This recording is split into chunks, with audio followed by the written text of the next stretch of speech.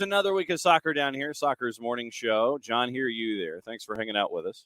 And thanks for always being a part of everything that we do here at SDH. And we got a lot to talk about this morning. And let's see, we've got Atlanta United. We've got Major League Soccer, Michael Head. Yes, it was a fun Saturday night for a lot of different folks. And it was interesting on a bunch of different fronts. We've got Spain to talk about. We've got news of the morning to talk about. We've got possible transfers to talk about because in the Premier League, you've only got a handful of days before their window closes. Tom Russo is in this morning, and it was a good morning in that. Morning, Bocadillo. Morning, Tom. Morning, Alex. And I know that for the stuff going on overseas with Tom and Alex, it was an entirely different weekend. We can get into that too. So fun weekend across the board for a lot of folks, and it was really, really cool to see Atlanta United go through Nashville, and it was a 4-0 win. And we'll see what happens short order because of quick week. It is a very, very quick week. Cincinnati comes to town on Wednesday. See what happens there. Chris Hutchison was discussing plus 280 optimism and things like that. So we'll get into that. And so I'm going to get into opening kickoff here in just a little bit because of a particular incident that happened on Friday while I was in Perry, Georgia. I was watching the media game. For you, I want to know. Inquiring minds. I want to know if you were watching the media game with Jarrett, Nick, everybody. And Soccer for Good OG, we will be playing those particular highlights. Trust me, we'll be playing them highlights in just a bit. We'll be playing those highlights. Oh, yeah. We'll be playing them. Definitely. And Bocadillo, we definitely will be getting into the Rubiales controversy probably in hour number 2. And so we'll think we'll get into all of that. And so we'll see what happens coming up in short order. But once again, let's like I said, I'm going to save the conversation with the media game for when Jarrett can join us here. So what we will do is we're gonna get into the goals. You want to get into the goals? We'll get into the goals. How about that?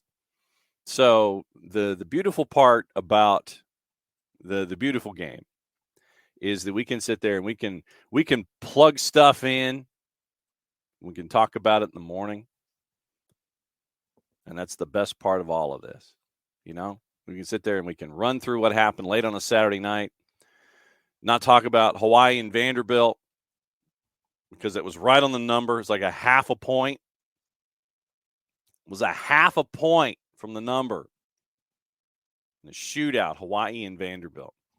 But what we will do to start things off this morning on Saturday is we will, and yeah, Bocadillo, definitely. The latest news about Rubiales' mom and the hunger strike. Definitely we're going to be getting into it. Trust me.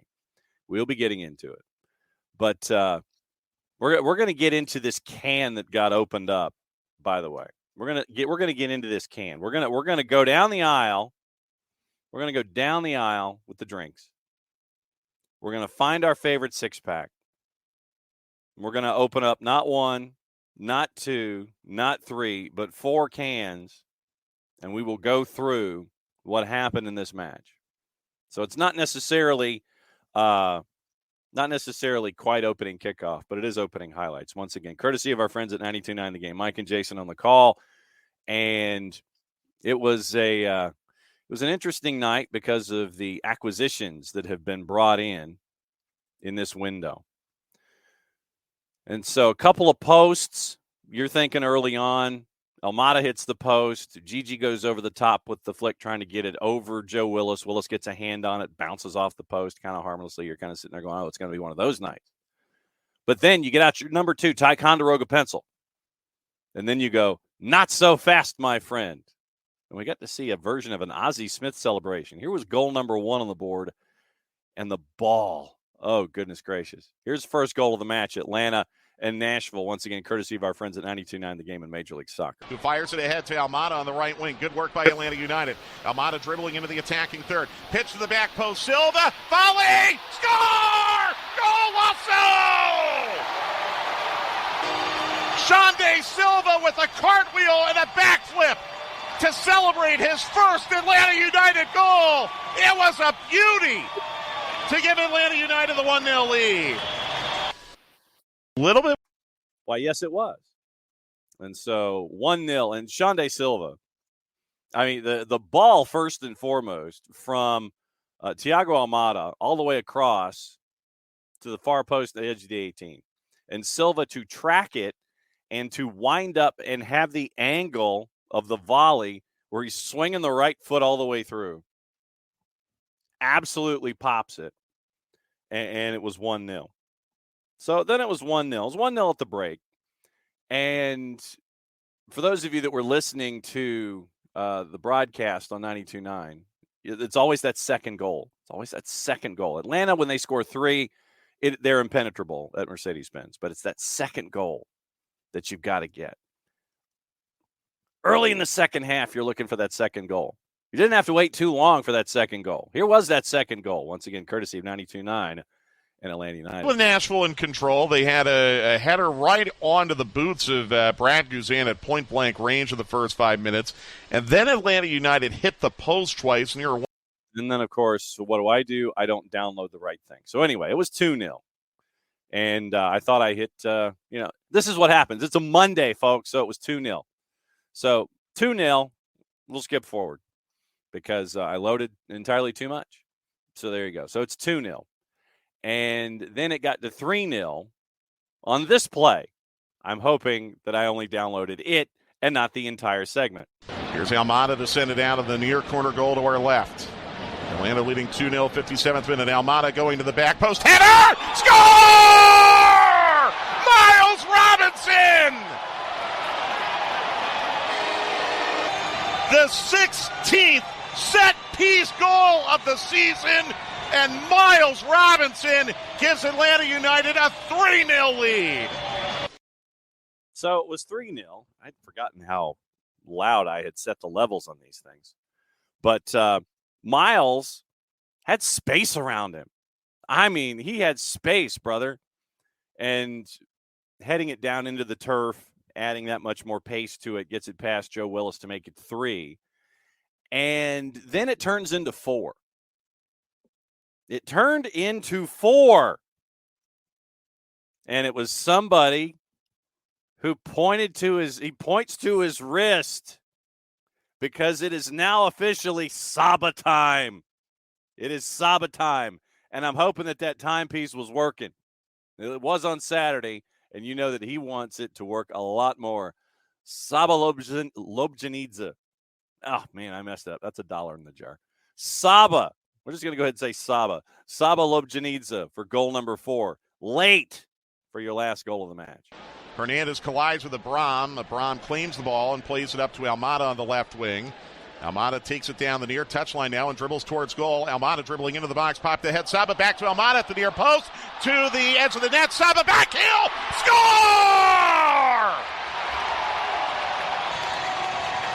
And now it's Saba Lobjanidze with his first Atlanta United goal. Thiago Almada's got 3 assists. And Atlanta United is opening up a can on Nashville tonight. Yeah, we're going to hang on to that one.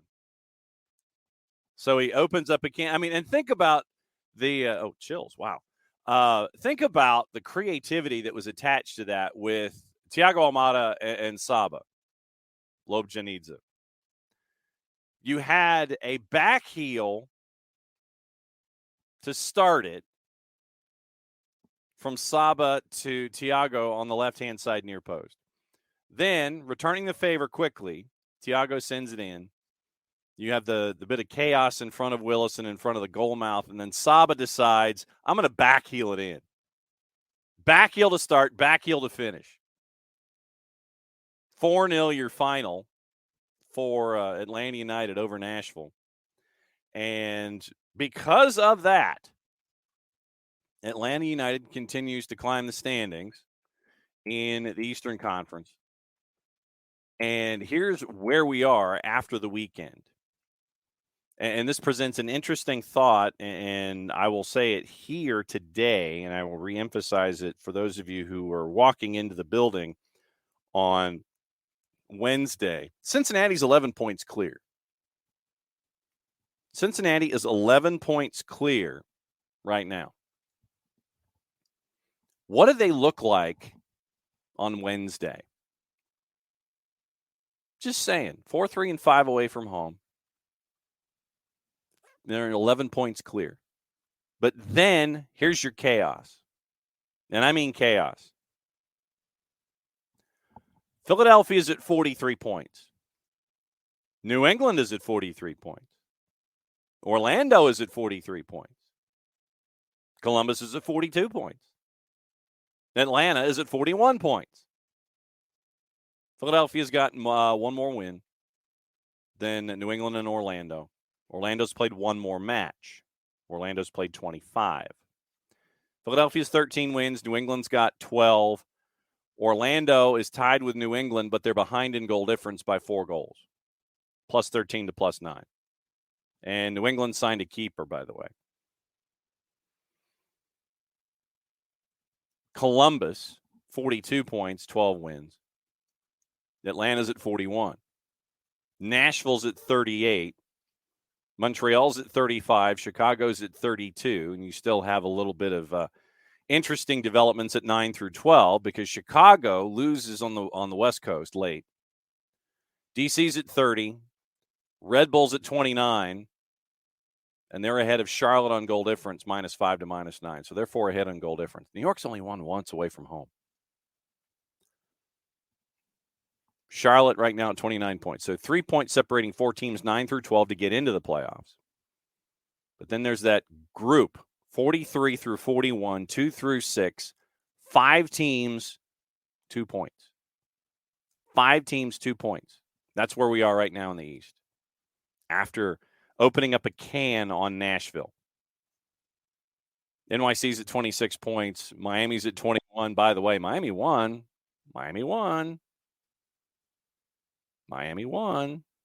Here they come. Here they come, as we say.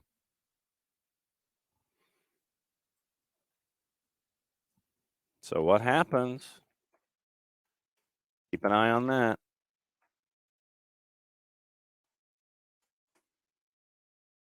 Keep an eye on it, and we'll go through juice boxes and such. We'll see what's going on. But the Western Conference not as well. And think about this: if Atlanta United at 41 points, and I know that I'm just being selective about it, Atlanta United would be second in the West right now. By the way, so would a lot of other teams in the Eastern Conference. But you get my point. St. Louis at 44 points, LAFC's at 40, Seattle at 37. We'll see what happens there. And speaking of what happens, we welcome in Jarrett Smith. Good morning, sir. The internet hates us all. You've had a thing with the internet over the last handful of days. It really has. It doesn't like me. So what we will do now is, since you are here, sir, and we've got a lot of folks who've commented on what happened with Atlanta and Nashville. We'll get into that, but there are far more pressing matters. For those that didn't get to see it on Friday, you were in net for the media game. Have you recovered from the media game? First of all, I was only in net for half the media game. The other half was. I'm just saying that everybody out there was in like 9,000 degree weather, and it sucked. Yeah, being in the field was better because at least you can move around and get a little bit of breeze. The air was so stagnant standing in goal. Right. also where I in the second half, like I was staring into the sun, like I had sunscreen pouring down my face, like stinging my eyes, like it was not fun. Mm-mm. Ricky wants to know if you've gotten new boots. No, not yet.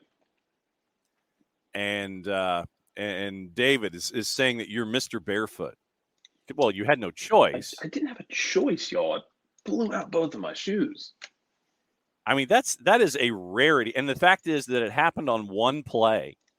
Mm-hmm. It was a simultaneous act where you're trying to save a shot from Allison Mastrangelo of WSB. And you go to your left and you posted the still on our production chat. You go to your left, you're at a 45-degree angle. Both of your shoes decide they've had enough. Yes. And Allison pushes the ball underneath you as you're trying to fall down and save it. You're concerned about shoes around your knees, your own, and goes underneath you, and it's a goal. But no, a lot of folks are concerned about your double shoe blowout, sir. They were old.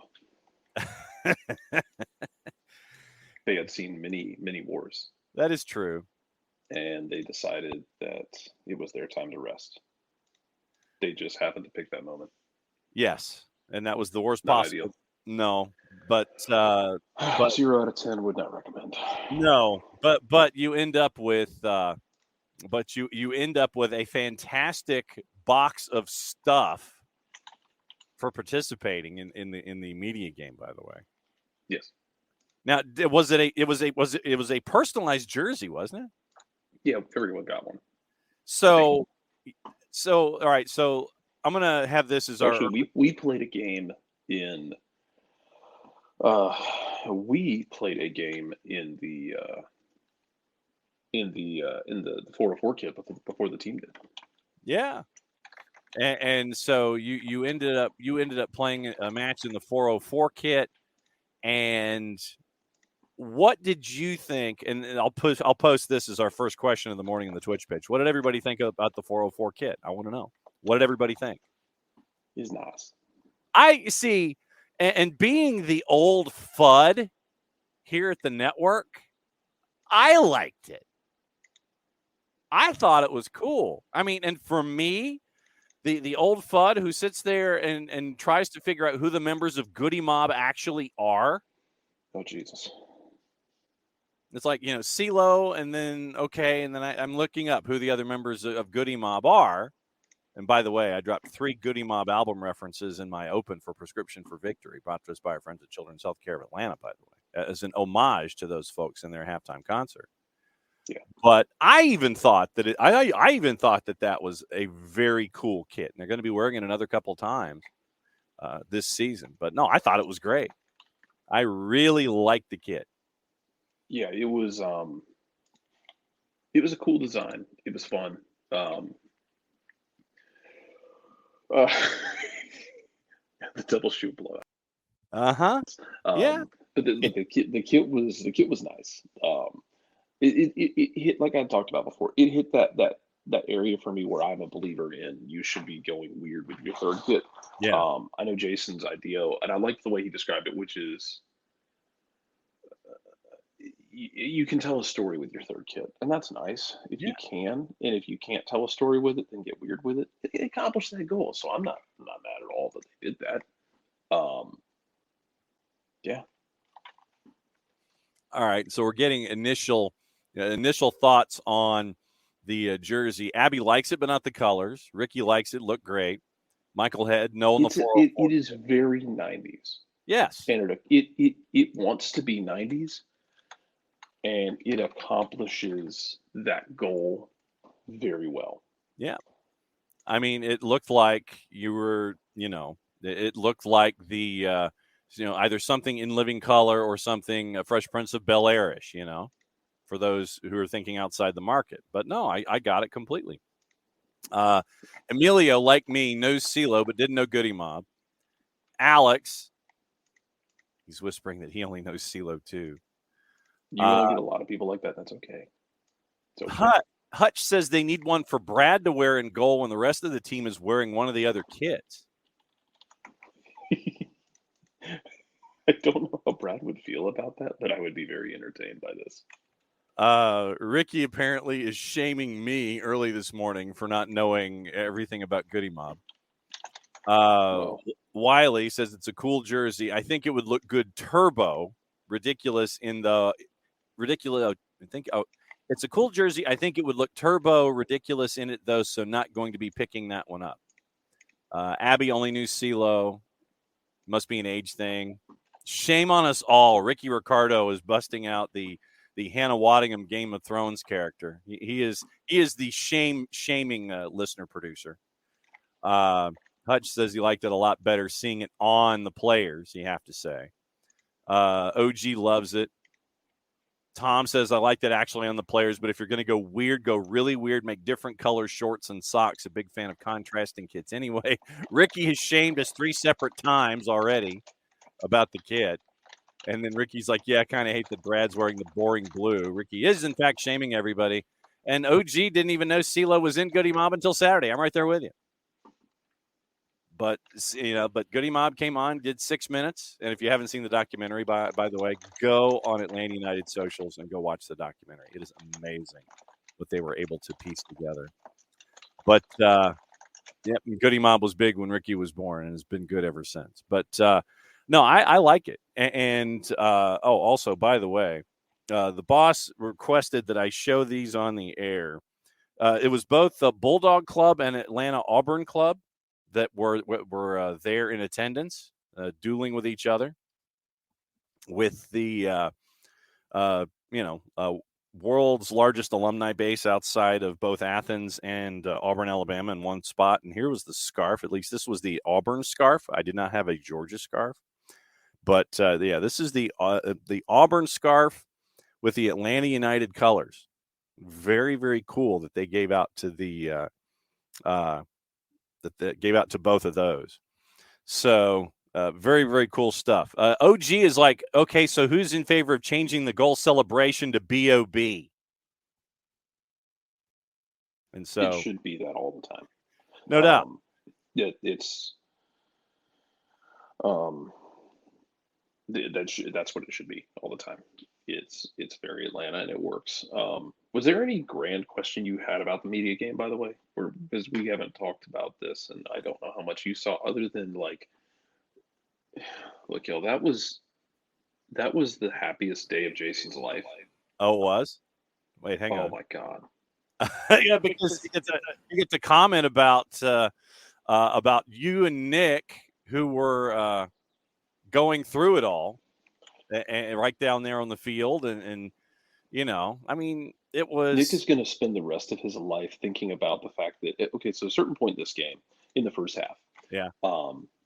Nick, who's playing kind of a left wing back kind of thing, gets ball, shields, turns, and then plays a ball down the line that just gets underneath a little bit, gets a little bit of spin on it, and it just hugs the line perfectly. And no one makes a run for it because it's 108 degrees. Nick's in here. No one made a run. Nope, just no sold. Nick makes it. He plays a beautiful ball, and just gets no sold on the run.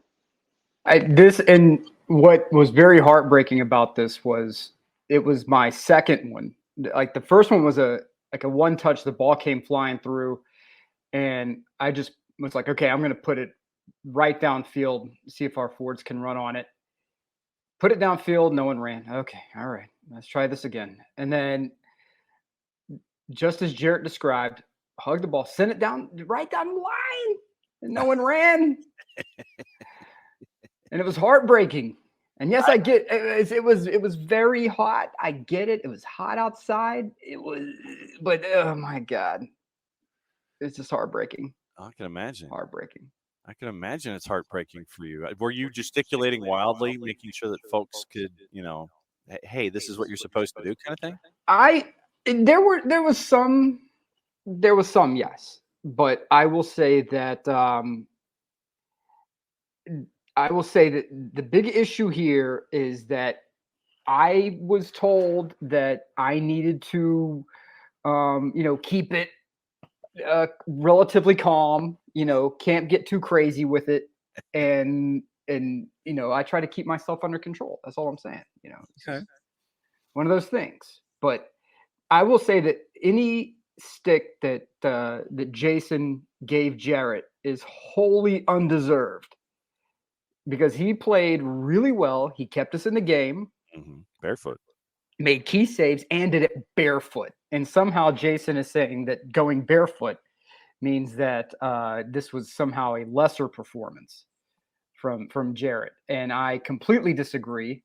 He balled out of control. He had one moment where it got a little wacky, and that's just because they did not his fault. They didn't have the box because they moved the goals in because otherwise we would die. That's true. They didn't have a box, so Jarrett couldn't see. Okay, do I pick up the ball? Do I not pick up the ball? Right, and so to his credit, I would have done the same thing, which is okay. I'm trying to get beat the attacker, trying to get the ball clear, and now, oh crap, there's not a box, so I don't know whether or not I can pick the ball up. That's all I'm saying, man. That's all I'm saying. It's not Jarrett's fault. He did a yeoman's work. So I completely disagree with Mr. Longshore's comments regarding Mr. Smith's performance. Oh boy! But Luke just made a save that I knew nothing about at the very end, and just put Abe Gordon in hell. One of the producers at 92.9, who was really good. And Abe had a chance to send us the penalties, potentially shoeless penalties at the end. And he put the shot on frame, and my foot just happened to be in the way. Well, and to Will's point, Will has a thought. He says, "You know who would have made that run to help Nick out? His new favorite player, Christian Pulisic, who Ricky Ricardo refers to as Captain Serie A America." Nick. Oh God.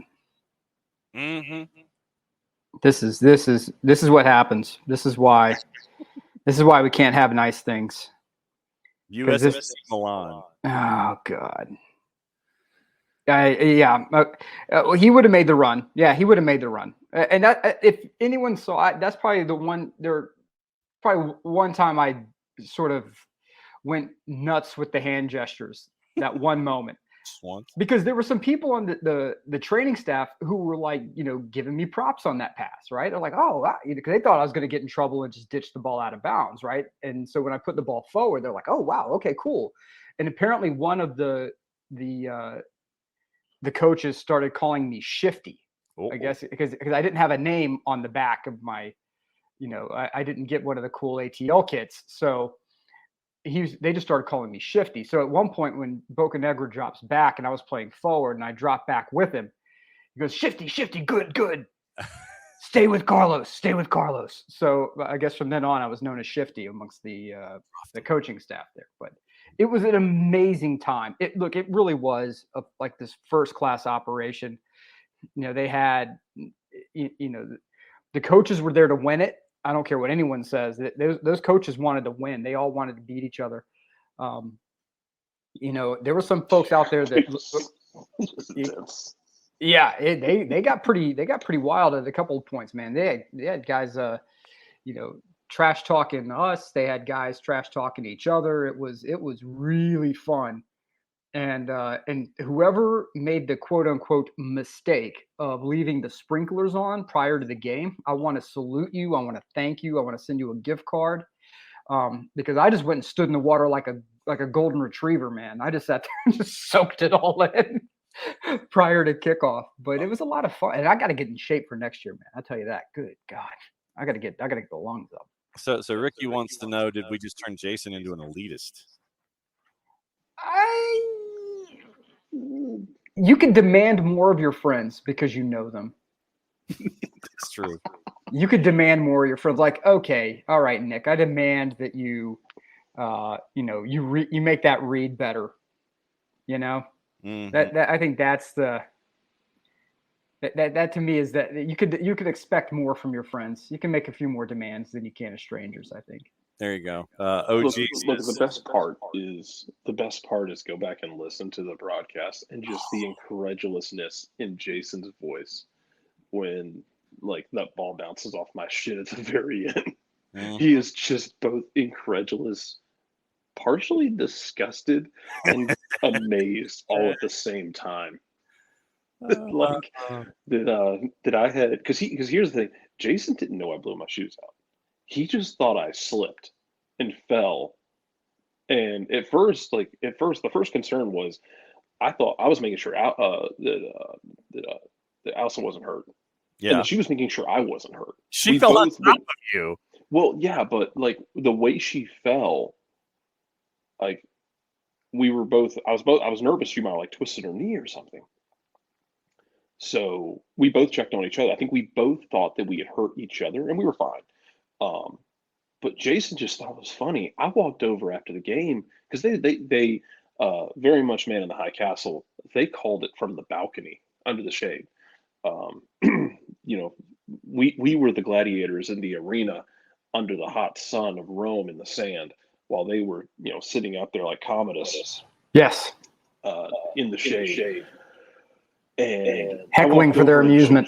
Mhm. Yes, I walked over there and showed Jason my shoes, and he was just somehow even more upset because he decided he's like, "Oh, I'd have had so much more fun with that call if I'd have known you'd have blown out both shoes." He said, "We thought you were just mad at your shoes when you took them off. We didn't know you had broken them." Yeah, so that's where we were. See, for those who didn't see, Jarrett's cleats busted apart like a Soviet satellite on re-entry. I mean, those things just came apart at the seams in the back, just and so for the performance that he put up, one, Allison was running around like a woman possessed. I mean, she did not get tired. And if she did not slow down, and she would come flying in like a cannonball. So it for any of us who were on the back line, you had to deal with her and Sam Jones, who apparently also has a uranium battery. And well, Sam is the only one of us I think who was in like really, really good shape, because Sam was running from the jump. Yes. And would press you, and he was physical with you, not dirty. He wasn't like knocking you over, but when you got the ball, Sam was on your back and he was leaning on you. Yeah. Not enough to knock you over, but enough for you to know he's there and for you to kind of panic a bit. Yeah, he had a really good press. He had a very good press. I have to say he had a very good press. I was impressed with that. No, Allison kind of like, so there wasn't really an offside was a theory that wasn't really applied in this game. No. It's fine. It's a media game. It's whatever. It was fun. But she just kind of kept floating on the attacking right side up there, and nobody marked her. And I kept getting nervous, like they're going to keep giving her the ball, and I'm just going to keep getting forced into these 1v1s. And then like one time, she did get a 1v1, and then she instead of shooting, she played it off to Sam in the middle of the box, and Sam kind of mishit it on a ball I saved, where I think he just kind of scuffed it, because he didn't hit it with much pace. But like I was expecting her to shoot, and she laid it off perfectly. And yeah, I was very not okay with the amount of time that they were just leaving her wide open.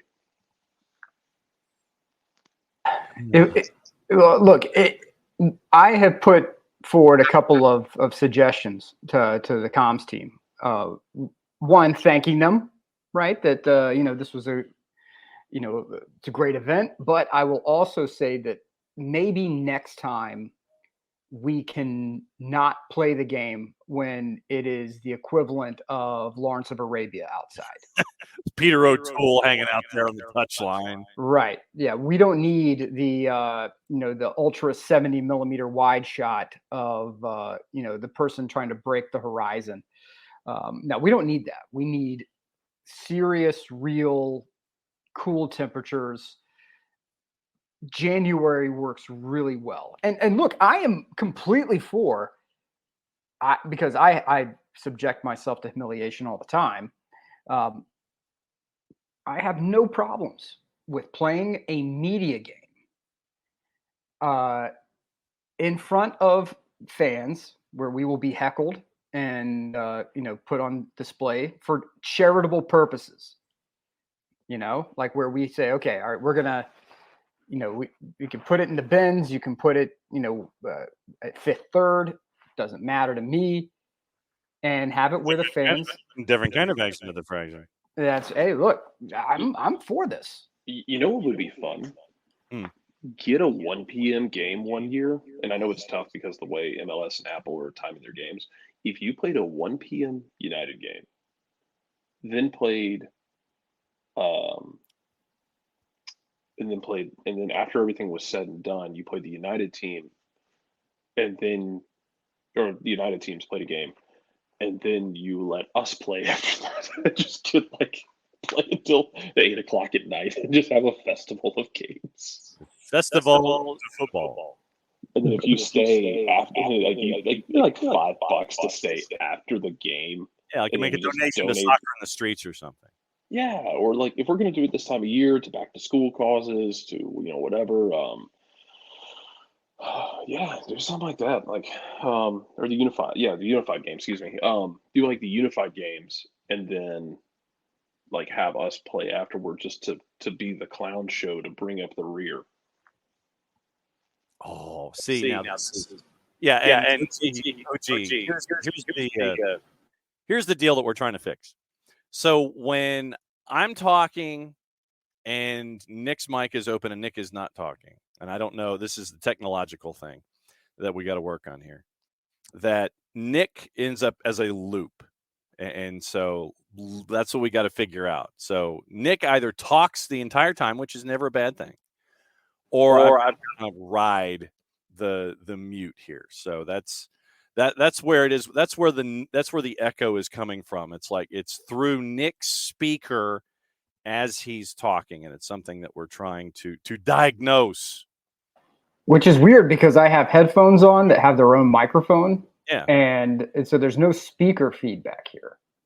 Yes, but then when Jarrett talks, I'm gonna unmute. All right, so Jarrett, unmute yourself. I want to diagnose this. All right, and so Nick, go ahead and unmute. All right, here we go. All right, so now I can hear me in the loop as I'm talking. Yeah, it sounds like you're giving the Lou Gehrig speech. Yes. I consider myself the luckiest man in the face of the earth. There you go. So it's part of the solution it's dealing with. Oh no, I see. Yeah, I see. It is me because my anytime John talks, my microphone little orbit grows. Yeah, but when you talk, you're fine, and everything else gets bounced out. But when one of us talks and it comes through, I guess, either your headset or what have you, then that's where this comes from. So yes, it is. Hutch, we are considering it an artistic effect, like a tremolo on a guitar. Tremolo, yes, like a tremolo on a guitar, exactly. And it is a desired effect. And Bart, Jason showing up would just be Jason showing up with the pure interest of just shaming me some more and making fun of all of us, and mostly making fun of Nick and I, because he got to sit there and he got to basically have Christmas morning watching us run ourselves into the ground. So did Mike. Yeah. Ideally, you would want to play that media game either in a cooler time of year or play it in the bins. Well, I'm fine with either. And if you want to play it outside, that's cool. Yeah. Play it in March or February. Yeah. Well, and who it was one of the low-key MVPs of the broadcast was Garth Lagerway. Oh, Garth was great. Went back and listened to it. Garth was great. Yeah, Garth as the third man in the booth with Mike and Jason, absolutely tremendous. So it was very, very cool to see and to hear them. So yes, the three of us are we are doing a Bob Shepard impression. Emilio. Absolutely. I have to look. Bob Shepard, may he rest in peace.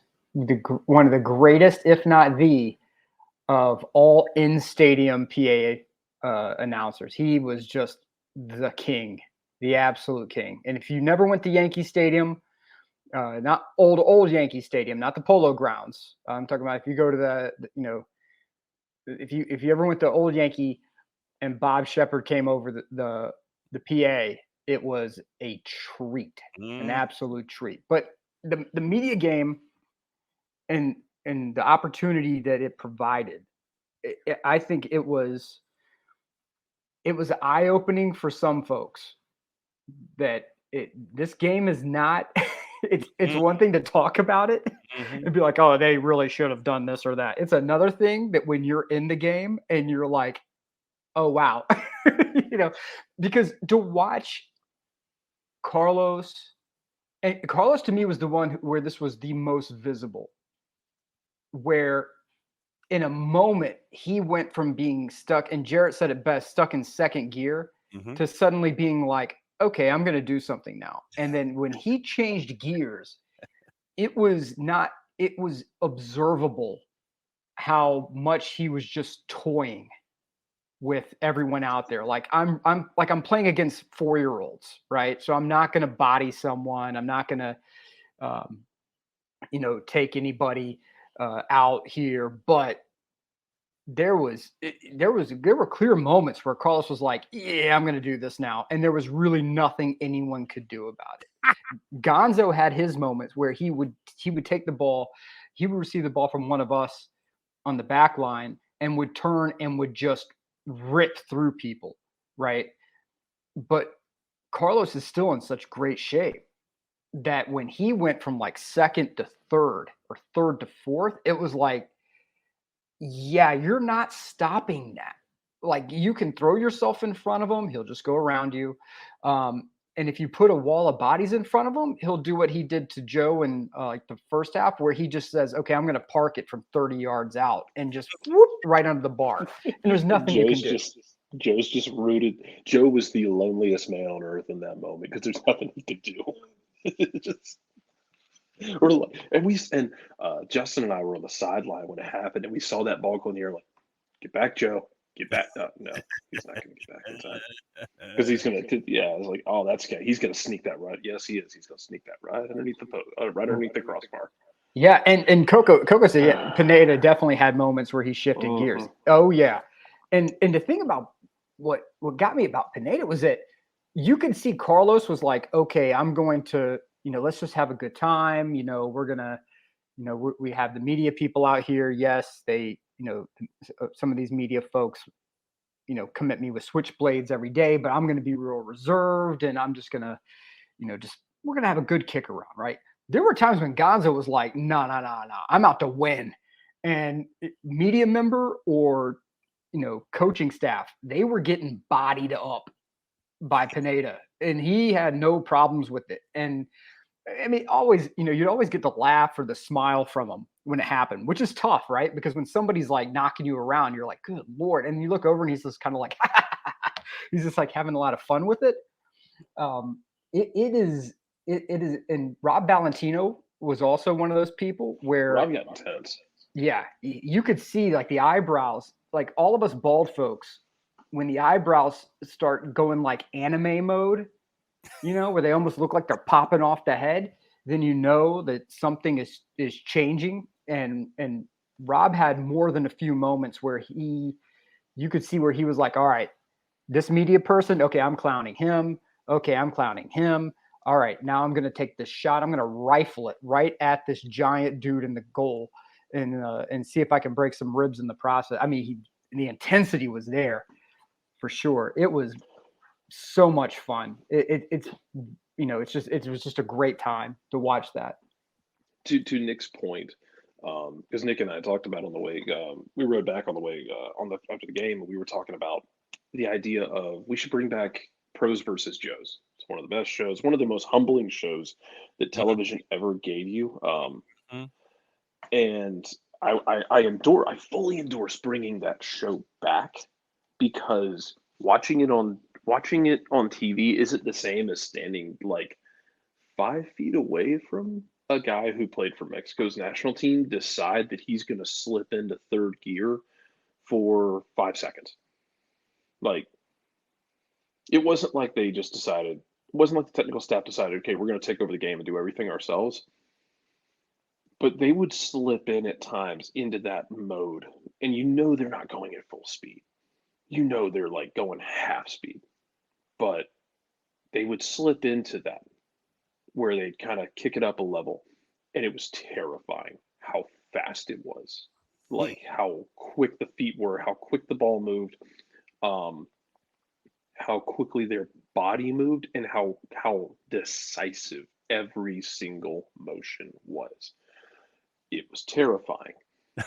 We need pros versus Joes to come back. Too many people on social media are out of pocket talking trash about pro athletes, talking about, I can do it. Why can't he do this? Why can't he do that? Yeah, I can do that. No, you can't. I promise you can't. Everyone made for years because Tom Brady wouldn't run out of the pocket. Tom Brady's 40 time. Tom Brady's 40 time was 5.17 seconds. And I promise you that's faster than most people are going to do. Well, answer the question. Fox is still doing Games Out West for Fox. That's what Petros is doing right now. And he's still doing the afternoon show with money, so it's still PMS. I promise you can't keep up with these guys when they want to get in gear. It's really terrifying, and I don't recommend it. It's fun, but I don't recommend challenging them directly. Well, I know that as soon as his name comes up, half the eye rolling, that takes place, and then and I agree with a lot of the sentiments around this man. But I had a conversation with Alexi Lalas about his appearance on Pros versus Joes, and his bit was there was some schmo who was saying, "Hey, we can." I can play professional soccer. This is no big deal. And the idea was that he had to defend. He had to try to score a goal. It was like an empty goal around Alexi Lalas. And that somebody would kick a corner, like from a corner kick, and they had to jump in and get it.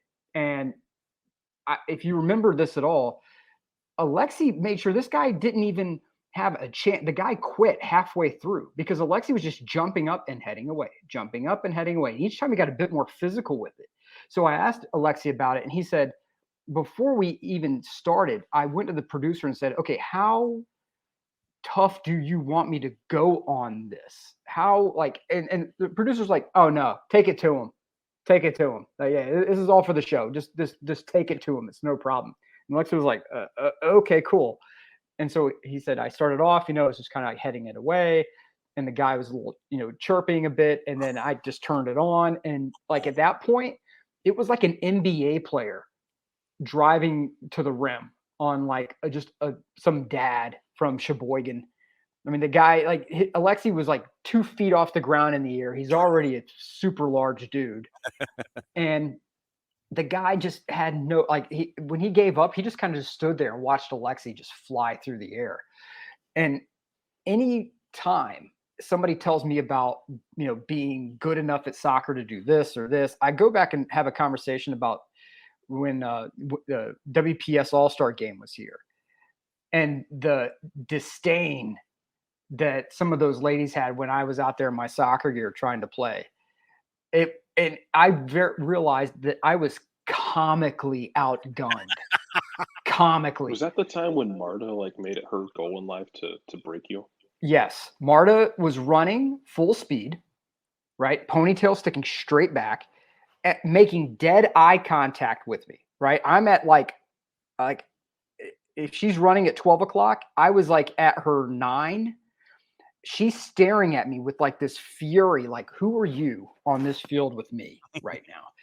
And that is that. But Cristiane jumped up and did a reverse flying back heel that would have made Zlatan blush off a corner and then gave me the stare down as well.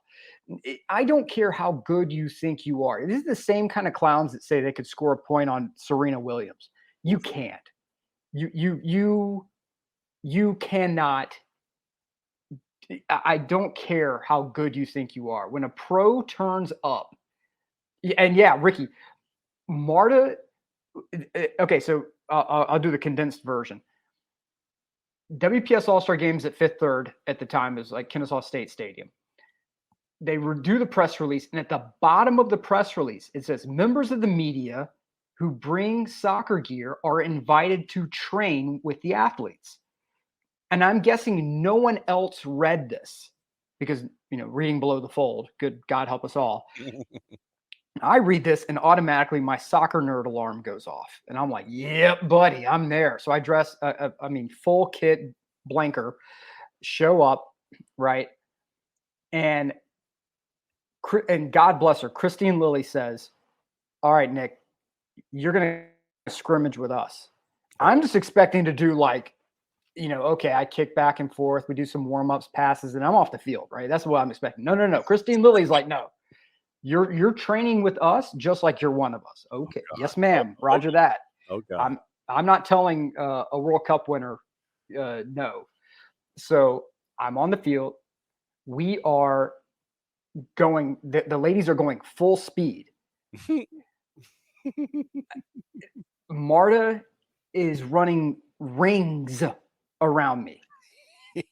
No matter where I go, I'm trying to anticipate where to put my body. I'm trying to okay, I drop back here, I shift this direction, I'm trying to cut off her foot. No, nothing. And then finally it turned into an episode like the laugh track from Psycho where I'm just stabbing, and I'm hitting nothing.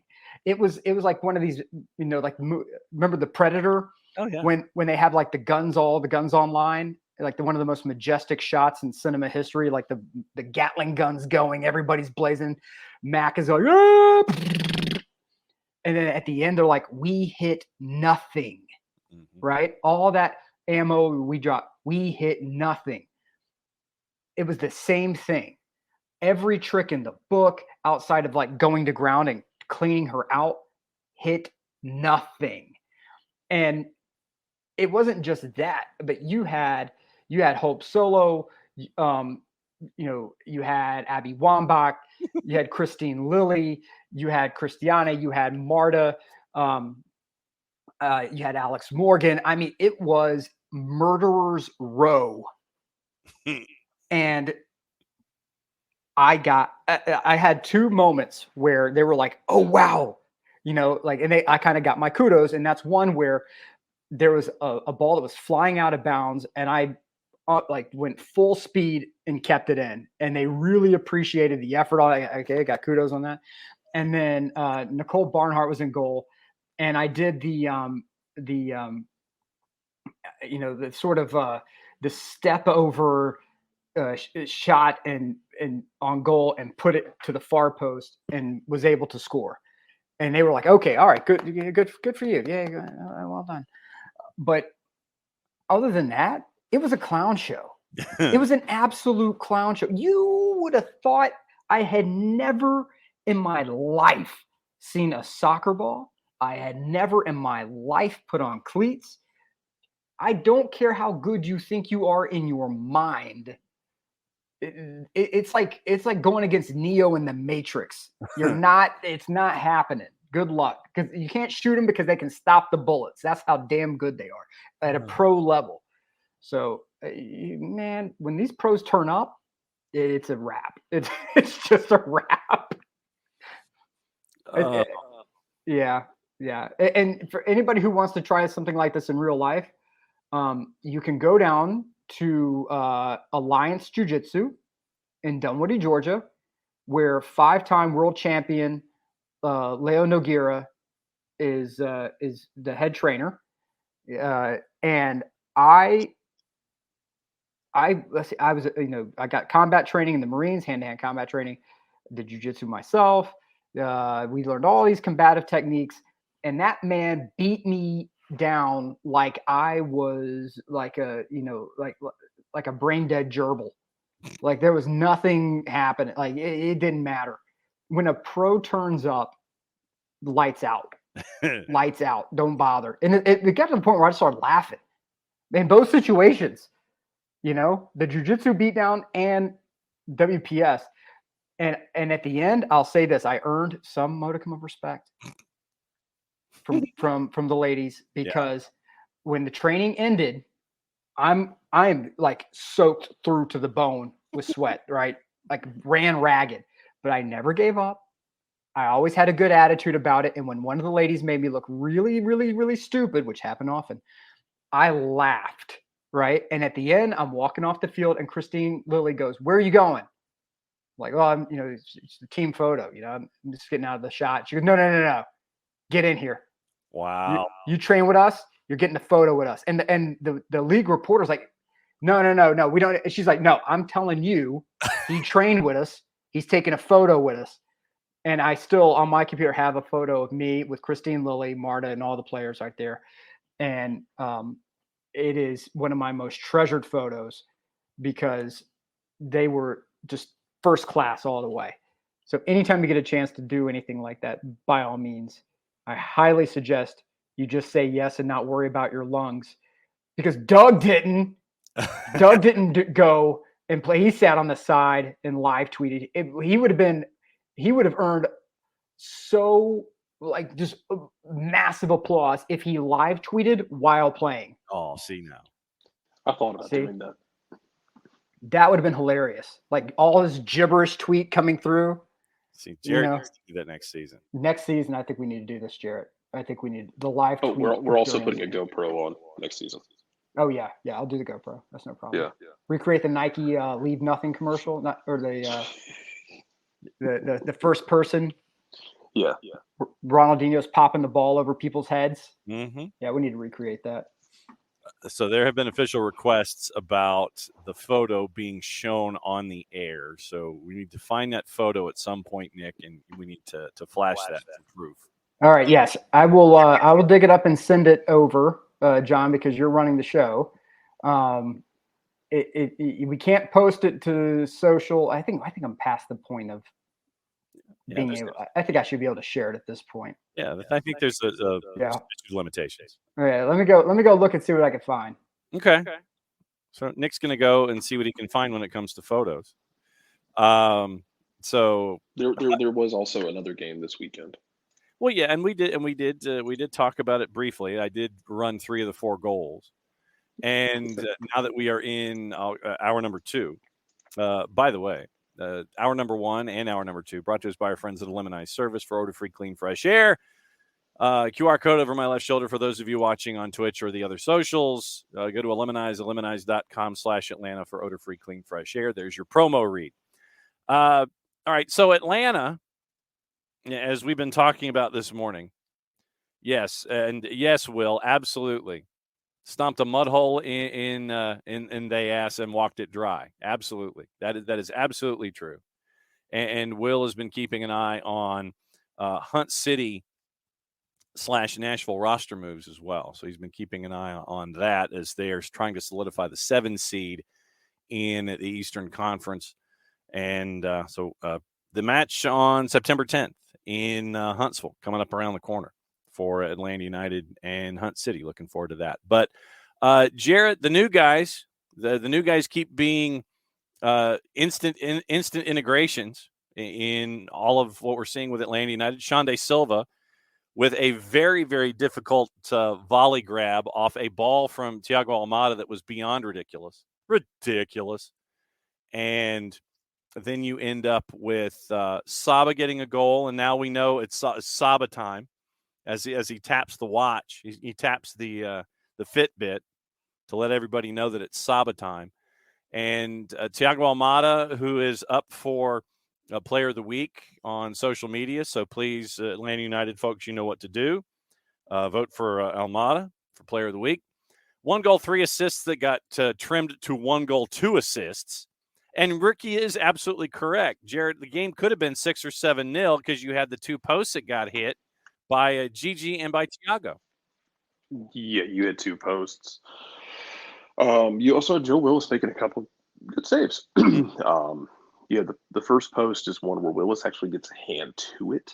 I don't know if it's going in clean. Maybe it goes off the post and goes in if Willis doesn't get a hand to it, but he gets a hand to it. It goes off the post, goes back to him, and then, Almadas comes off the post, and he and Caleb both go forward.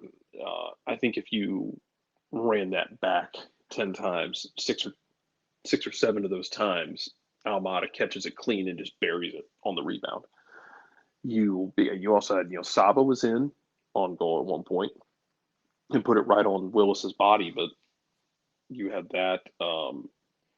Yorgos just missed an upper 90. Mm-hmm. Yeah, man, it was. I saw one of the reporters for Nashville mentioning. He said, it's 4-0, and frankly, it flatters Nashville, and it did. Yeah, Ben Wright. It was it part of it felt like a hangover for Nashville. They're coming off of the Leagues Cup, and I had talked about it during Leagues Cup. Nashville had not been in good form before this tournament. Their league form was bad. They had struggled. They had some implosions too, where they've had like red cards and just really tough results. But Nashville's never been a team to really let a game get away. This is first time they've lost by 4 goals in their history. I think they've only lost by 3 goals once or twice. Nashville doesn't let games get away from them. Yeah, I think it was once. Yeah, I think it was the first 4-0 scoreline that they were on the back end of. Yeah. Yeah, and they lost 4-1 to Charlotte last year. But man, they just, I don't know if it was just a hangover or what, or I don't know, man, if Leagues Cup caught that. Because they did exactly what you want to do. They were struggling in the league. They got in the Leagues Cup. They weathered some storms in Leagues Cup, rescued some things late. You go back to the Club America game. Then they have the Monterrey game, which was outstanding. I mean, just outstanding game. Mm-hmm. But they make it all the way to the final. But first game back, they didn't carry that form through like you want to carry that form through. So the question for them now becomes, how do you respond to this? Because, yeah, man, it was bad if you're Nashville. It's not a result that you can. It's not a result that you can stomach. And guess where you go in the midweek? No one ever said it'd be easy, man. Fort Lauderdale. Yeah. And to Alex's point, when Hani Mukhtar got basically a 1v1 opportunity and put it high and wide, yeah, you kind of knew it was going to be weird. But hey, man, that's the thing I've talked about with Nashville is they are so Hani reliant. They are still winless when he does not contribute a goal or an assist. Pulled a couple draws. 9-5. Yeah. When he does not contribute a goal or an assist, they have struggled. And if Hani has an off night, they haven't consistently had someone who can pick it up. Now, you're hoping Surge can be that guy. He showed you flashes of that in Leagues Cup. I don't think it's fair to say he's going to be that guy. It's also not fair to say he's not going to be that guy. Right. It's the whole thing of managing your expectations. I don't know what he is going to be. Not having Fafa Pico, I think, hurt a little bit more than maybe we want to admit. Because you didn't have the option of going to Fafa with 30 to go or starting him and swapping him out with 30 to go with Sean Davis. Yeah, it was such a weird one. The whole game, the first parts of the game are weird because they get the attempt on goal early. Nothing really comes from it. Brad makes a really good save. You have Hani push that. At the same time, Atlanta hits the post twice in the same amount of time. Mm-hmm. Game could have been 2-2. Yeah. Could have been 2-2, 2-0. In either direction, could have been, any myriad of scores. But it kind of felt like it was going to be a weird game. And then Atlanta just decided to murder them. And it wasn't even just the scoreline, man. It's the way that they played. Like, even as that game went on, Atlanta was still first every ball. Yeah. And literally every single time that Atlanta United defensively would force a turnover with Nashville, you're seeing just, and Nick, I give Nick full credit for his personification of how Atlanta's offense was in transition, and it literally was like looking at it was like looking at Top Gun, and you're seeing all of the squadron just going forward, and you're sitting there thinking, okay, hit it again. And then another turnover, hit it again. And you're seeing this over and over and over again. It was. Go ahead, Jarrett. Well, if we're going to talk about that, Nashville missing opportunities, and they did. Atlanta did the same damn thing against Miami, if y'all remember, in the Messi game. Mm-hmm. Atlanta could have been up 2-0 in that game. Yep. In the first 10 minutes. They weren't. And then Messi started to Messi. Yeah. If you don't take advantage of early opportunities, that kind of stuff can happen.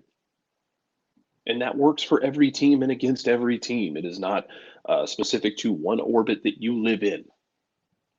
Because if you don't take advantage of opportunities, you leave the door open, guess what? Someone with an axe is going to come through said door. Mm-hmm. It's all about being clinical and finishing your chances. We talked about that a lot, about the idea of finishing your chances and being clinical, Nick. Well, yeah, my thing is this. The one thing I loved seeing is that anytime an attack failed, all of the players looked like somebody had said something bad about their mama.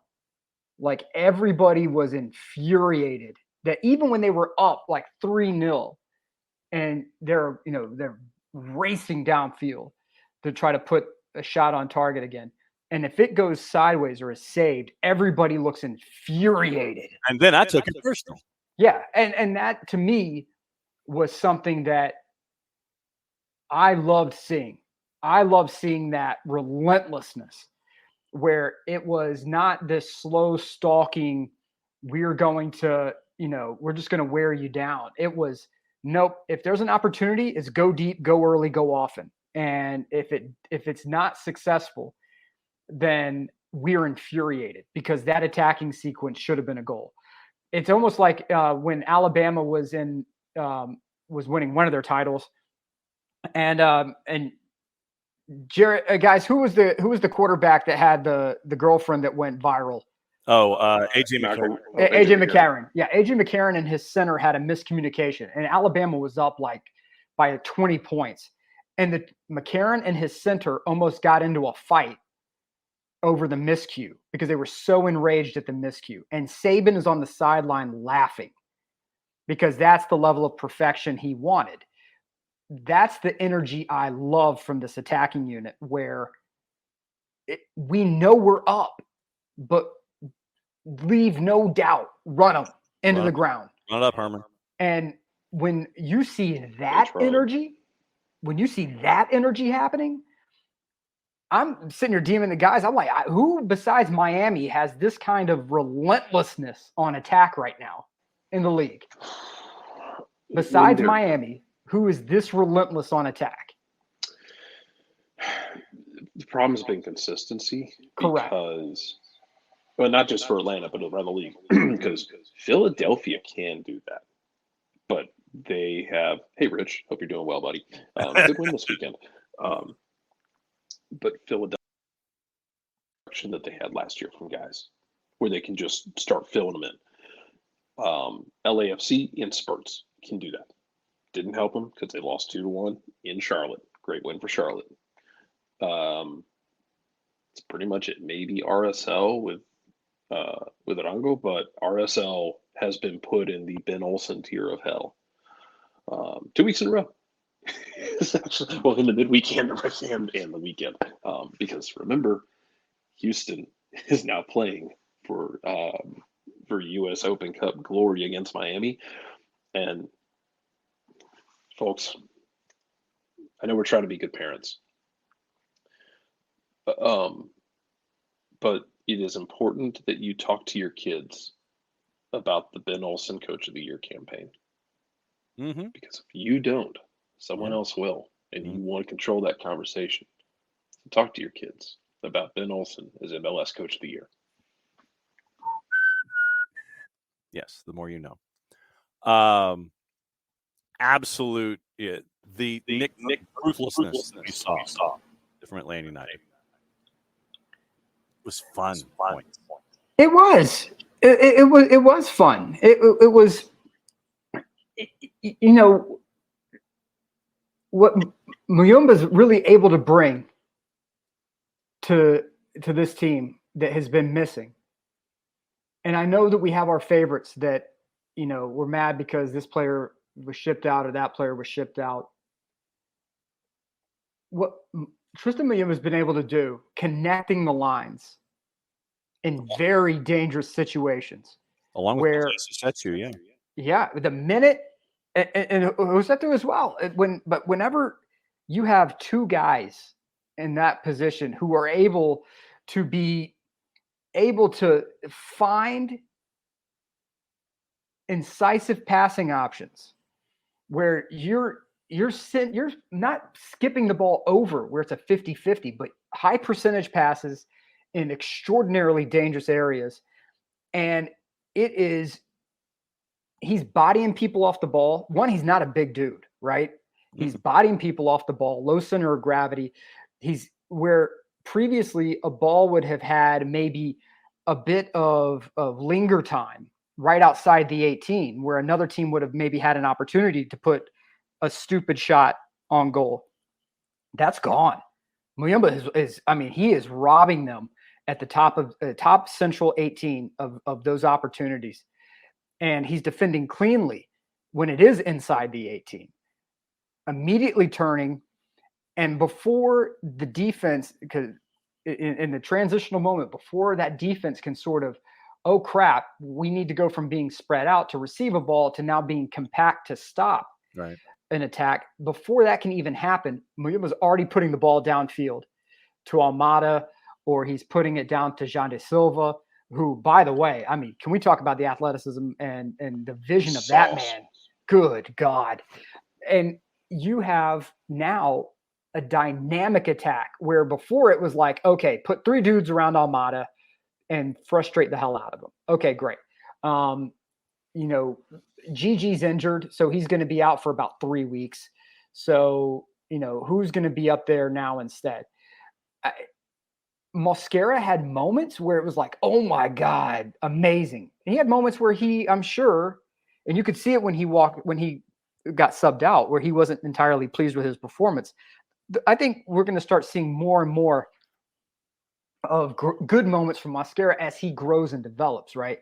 But when you have somebody who can be that general in front of the back line, where the back line's not having to do emergency pickups at the top of the 18, where now you have to have a center back who gets pulled way out of position, and all this space is now available between the other center back and the outside back. That space is now filled up with our defenders because those midfielders in front are doing their roles to precision. That allows everything else in front of you to develop in transition. And that's what you're seeing. That's what you saw against Seattle. That's what you saw against Nashville. And it was clean distribution that allowed that to take place. And to me, that is fundamentally where the road to success for this team is going to be. As long as if Gigi is able to find a couple of those opportunities he had, and he was what, 3 inches off? Mm-hmm. Maybe. Yeah, maybe. This is a different squad. I was a hypothetical, Emilio. Gigi is not injured, but previously teams could be like, oh, their striker's injured, so just put 3 guys around Almada and just have him like murder the man with the ball. Now you can't do that because now Almada's obviously the linchpin to the attack, but in the event that Almada is getting murder the man with the ball, at the same time, you can now attack on the wings with more dynamic players who can create their own opportunities and not just, hey, we're going to dummy the opponent into oblivion. No. Saba, in very limited moments, showed you some magnificent opportunities, right? And that back heel, 2 back heels on the same sequence. Sabotage. Oh my God. That to me is just spectacular. And it's fun, right? And that's the one thing that we've kept hearing from the fan base is, I want my fun Atlanta United back. Well, when everybody else around the world, and I'm going to say this right now, and I told him this face to face when I met Bocanegra upstairs at the reception at the happy hour after the media game. When everyone else is now raiding Argentina, right? When AC Milan and Inter and Ajax and everyone else is raiding Argentina for these players now, which always happens after a World Cup win. Same thing happened in Italy.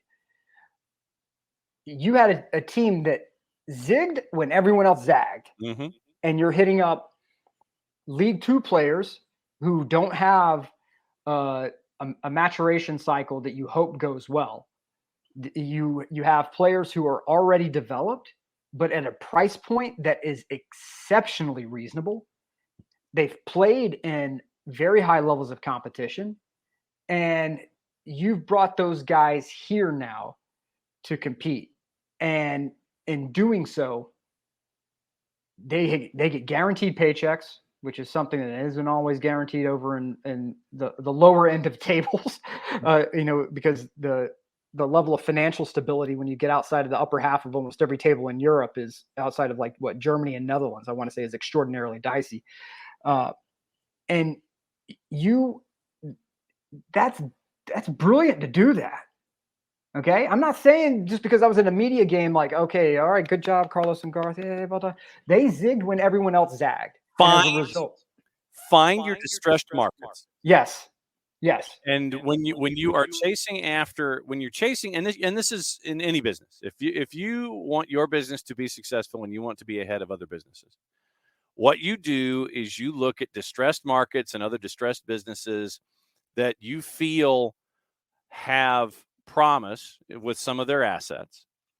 And what you do is you help out that business by helping them dispose of that distressed, the franchise itself is a distressed asset. The underwater franchise is a distressed asset. If there are elements attached to that distressed asset, e.g. players, that you can take off of their hands to help that distressed asset with its bottom line, it is a win-win. It is a win-win for the player because the player gets a steady paycheck. It is a win-win for that distressed asset because that franchise now gets some money to help pay off what other financial issues they have, whether it's keeping the lights on or paying players. And then what you're doing is you're looking for those businesses. You're looking for that. You're looking for that place where you could sit there and go, hey, I think that we found something.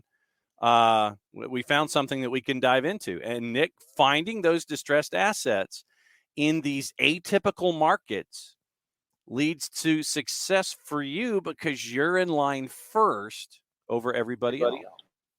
Right. And that's like these vulture hedge funds, like Elliott, a prime example of that, where if you are able to take advantage of that distressed asset and say, okay, you have been relegated from first tier, which means now a substantial amount of revenue for your team is gone.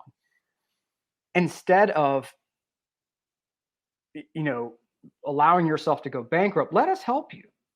Let's get this player out of here, that player out of here, and we can, it'll strengthen us financially. It helps you. You bring up the youth squad, and now your economic situation is infinitely better than what it was.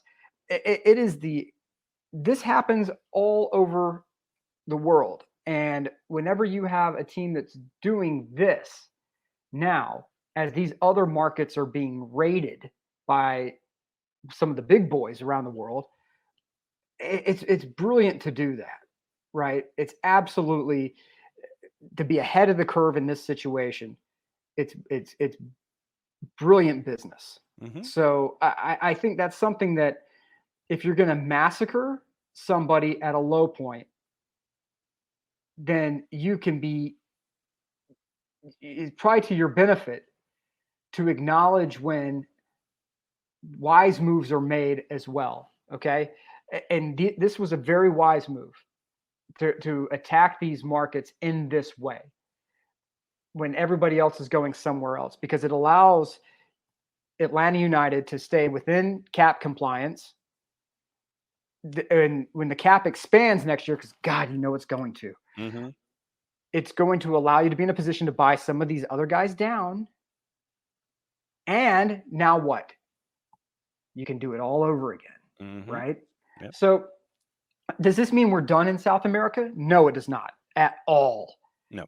But for right now, because Argentina won the World Cup, Argentine players are at a premium. And when you're going against, when you have a team like Milan that was historically a giant, right? Entered significant financial distress, got bought by Elliott. Now they're doing essentially, money ball. What are they going to do? Buy low, sell high. So where are they going to shop? Where I can buy low. Where can I buy low? In Europe, we might not get the players we want doing that. We haven't had success doing that. So what are we going to do now? We are going to go to South America, where there's a little bit more risk reward opportunity. So we're going to go hit up, the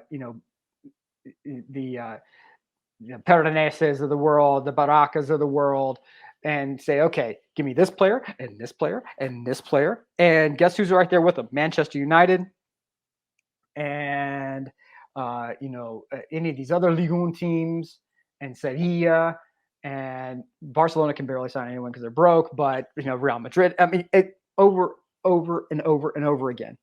And when we have, and yes, Hutcho, we have players here who were fitting a certain profile that we needed to say, okay, do we have an opportunity to upgrade? Yes. Okay, we need to take this opportunity to upgrade. And you do. And if you judge at the end of the window, right, like Ricky's talking about here, it is, I think, a clear-cut success. You have players right now who could play a striker position in the event that Gigi needs to sit for a bit, okay? But you have a striker right now in Gigi who has done everything you want him to do. You have support now around Gigi where it's not just the Almada Gigi show, right? So you have a cap situation. You have to do the best with what you have. And in a cap situation, one bad run of luck can set you back for a while. Where over in Europe, if you have like the injury crisis like Atlanta had a season ago, where you had to sign bad contracts because you had to get the best player available, and that doesn't always mean they're the best player, but it's the best player available. That contract means something, right? And you have to find ways of getting rid of them, and the roster, the salary obligation that goes with it, and the sort of lock on the cap that comes with it. Now you've done that, and now you have a team that, to me, looks like it's a fully armed and operational battle station, ready to go. Now, is it the triumvirate that exists in Miami at the moment? No. But what can happen is you have a team that can attack with the best of them and defends better than Miami, because Miami, for all its attacking power, they are a nightmare defensively. Check. The minute you get past Busquets, it is a boat race to the goal. And at that point, you're asking Calendar to cover himself in holy water and perform miracles. Because it is, it is really just mind-bending that Miami is in the situation they are, where they have such a brilliant attack and such a lousy defense that you are reliant upon that attack to put up 3-4 goals per game in order to stay competitive. Because if we go back and look, how many of those games would have ended up in draws? We talked about this last week. If it was a regular MLS season game, you would have had draws, right? At least 3 of them, yeah. At least 3 draws, which is not something Miami can afford for playoffs this year.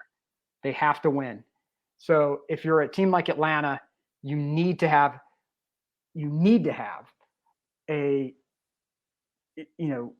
at least a competent defense. And it looks like we have that now, because you're not just talking about a back line when you're talking about defense. You're talking about the midfield as well, guys who can drop back and help police the top of the 18. You have that now.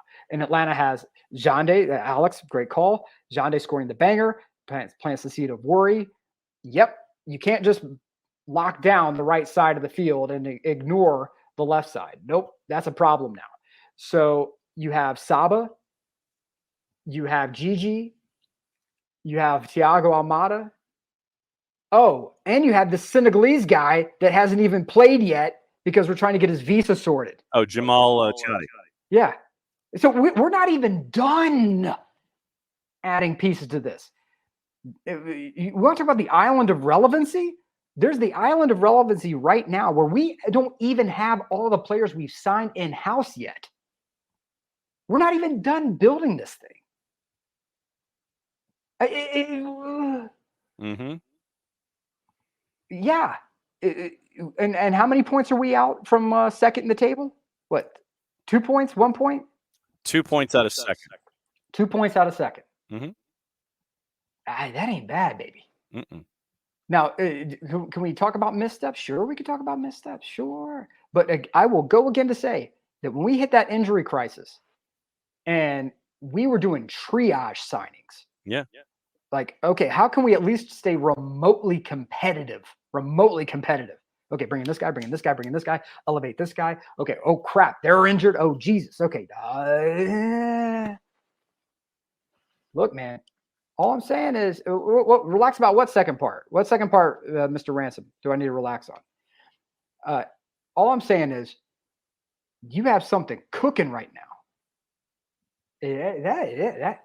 That's where you want to be. You're not going to nail everything, but good Lord, this window has been fantastic so far. Fantastic. The tactics appear to, have well, hey, look, yeah, the Union are in second, but Rich, I'll say this. I have zero sympathy for the Union not because of anything else other than that ownership group needs to invest cash into that team. You're in second now playing murder ball, right? All your players have like switchblade knives like the Jets from West Side Story. And you've got and just think of what you guys could be if ownership actually invested, I don't know, like the cash gained from recycling spare bottles or something. I don't know. But invest in the team. That's what they needed to do. But either way, you have a team now in Atlanta that's cooking, that has 2 big wins. Cross country, win. Okay? Come home, win. And put on a show in a showcase match where you had the special ATL kits, you had the special halftime show, you had everything going out. And Katie Weaver, oh my God, you and Jeff better be sending me apple pie, apple turnovers, something for selling you guys those tickets to that game because y'all had people coming in town or whatever, and I missed out on that show. All right? All I'm saying. Look, Wednesday's going to be tough. Cincy? Well, go ahead. Allow me to posit this. Posit. And this will be an underlying thought. They're 11 points clear. They've played Open Cup. They played on the weekend. 3 matches in a week and 11 points clear. What do they look like? Yeah, the timing is good for Atlanta on that side, where you have a team that has to be that is physically competitive, right? And what do I mean when they're physically competitive? Is that a knock on them at all? No, it's not. But when you are a pressing team, you are building your game around physicality, and your physicality, not just knocking people around, but you're talking about acceleration over a repetitive acceleration, right? Where based on certain cues, your front 6 have got to engage together at the same speed. Okay, that's key. The same speed. If you don't engage all 6 at the same speed, gaps in your press develop. If there's a team that can take advantage of gaps in pressing, Atlanta can do that, right? Yeah. It is very difficult to press Thiago Almada. It is very, very difficult to do that. What? Yeah, I know, it's crazy.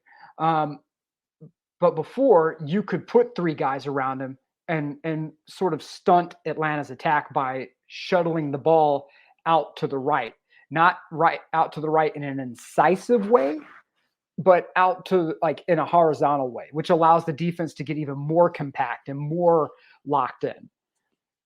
Now you have players. Muyemba can jump lines in incisive passing. Almada can do the same thing. We haven't even seen what Saba's full complement is. You have Josetu, who now doesn't have to be the guy. He can be a cog in the machine, which I think he really excels at doing. And you will find gaps. And the minute you find one gap in these pressing teams, and I love the press, but if you love a system to high heaven, as I do, you better know its weaknesses. And one of its weaknesses is if you have somebody who's tired, you're having to sub early, because the minute that gap appears, you're split wide open. Cincy has to be at full speed to handle this. So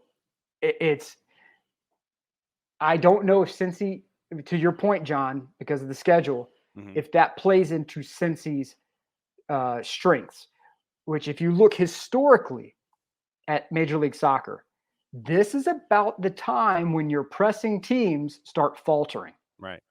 The teams that play that fast physical ball, they start faltering because you have guys that have injuries that aren't going away. You have schedule compression, so those young legs get tired out, and that remains to be seen if this is going to happen for Cincinnati. But my prediction, sometime in the next 2 weeks or so, you're going to start seeing, not the wheels fall off, but you're going to start seeing some little cracks in the armor here. Some grindage. Yeah, a little bit of grindage. And so the teams that are going to be sustainable are going to be the teams that can win in a multitude of ways. So Atlanta right now has found its track shoes. We know Atlanta can possess the ball, but before, where Atlanta possessed the ball and would end up in front of the opponent's goal and have something really stupid happen, and a misplaced ball here, there, somebody's not in their position where they're supposed to be. Now you have guys that are going to be there. Johnny Silva's going to be there. You have Saba. Saba's going to be there.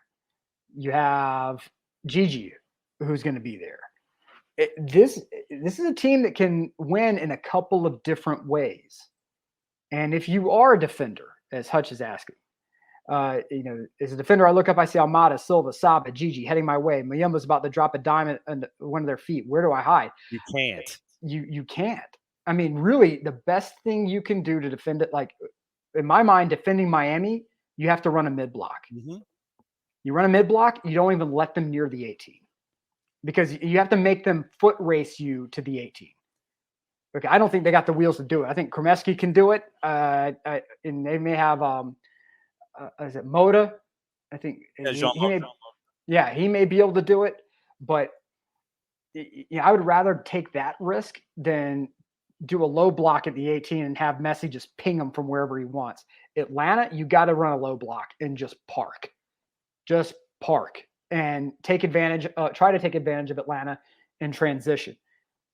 That's not as easy now with Muyemba, because he can read the game so well and pick out those moments, turn and distribute. Where before, Atlanta could recover a ball, but they would lose it on the turn, right? In that transitional moment. Then that stupid lingering at the top of the 18 happens. So there's a lot to play here, right? There's a lot of stuff that can go right, a lot of stuff that can go wrong, but there's, I think, a significant amount of hope for an exciting season. And if you are one of those people who canceled your season tickets, I implore you to call and see if you can walk that back, because I think this is going to be a very exciting team. Oh yeah. I'm just saying. I think it's going to be very exciting. I probably shouldn't have said that, but I just think it's going to be very exciting. I don't mean I think we're winning MLS Cup, but I think that it is. If this team was not concerned about making the playoffs, I think we're shooting low. If all we're saying is we just make the playoffs with the firepower that looks like it's happening on this roster, it looks to me like you're shooting low. Seattle is a very competent team. Nashville, they are a one-trick pony with Mukhtar, but they are a very competent team, especially in the defensive part of the game. Because we have to build down the spine. That's what we do. We build down the spine of a club and do it that way. Yeah, well, their spine got broken like Bane to Batman. It was pretty brutal. I mean, it was just. I know it. Look, I've been a part of the media game for since 2007. Looking back, that's a long time now. I found, even when I made excellent points, that I would get like 3 people, 4 people who would read my stuff. When I made, and I started doing hot takes, right? This is terrible, that's terrible. Very black and white binary posts. I got like triple the engagement, right? And this is like 2007, man, 2008. Yeah. Anything at all that you post, I get it, man. I get it. I do. The engagement's there. And if your job is to get engagement, it's one of those things where you just kind of have to put that weird feeling in your stomach aside and just say, okay, all right, I guess I have to go negative here and get the engagement, because engagement equals ad dollars. Ad dollars equals salary. Salary equals employment. But that, I don't make a dime from SDH. I do this because I love the people I work with. And I do this because I love this game to like an absurd, stupid level. I do believe that you have to call things as you see them, which is not always in a positive, wonderful light. But when things are positive, you got to call it out, man. And right now for Atlanta, I think things look really good. And I'm not going to join on any sort of wagon train of fire this person or fire that person, especially after you've had a very successful window. This is, by all measurements, a very successful window. I don't think anybody expected us to go and do what we did in Seattle, right? They have the ability to pop up and be world beaters at any given time. They're like a monster movie, right? A neon green monster movie up in the Pacific Northwest. They keep coming back. Nashville has been a bit of a boogeyman for us. Yeah. Right? Solid team, nothing flashy, moments of brilliance, but a solid team, right? And we sent them back, and God bless the Atlanta United social media admin who told them to listen to their sad honky tonk music on the way home. They went home listening to sad honky tonk music. Miami is a juggernaut at the moment. They're all human, and they are all going through schedule compression. So we'll see how much of an alien those people can be. Spoiler alert, they're still going to be aliens. But what Atlanta's doing right now, from a team roster perspective, from a build perspective, I love it. I think it's great. And I just think that it's okay to enjoy what's happening. I'm not predicting that we're going to have a second star above the crest. I'm not predicting that Atlanta's going to win out, but I can tell you this: it's going to be a hell of a lot of fun from here on. I don't see this team being one that's going to sit back and just be like, okay, ho hum, we're going to lose. everybody got ran by Miami. You know, when you look at the score lines that from Miami's early games after Messi arrived, they're all pretty damn similar. So it's, you know, all I'm saying is it's okay to be excited about some things. That's it. All right. We got 20 minutes to go. And probably the biggest piece of news outside of what we've been talking about this morning is the ongoing story in Spain. And we do have some developments there this morning. And for those of you who are looking to follow folks on the 280 character app where you could sit there and go,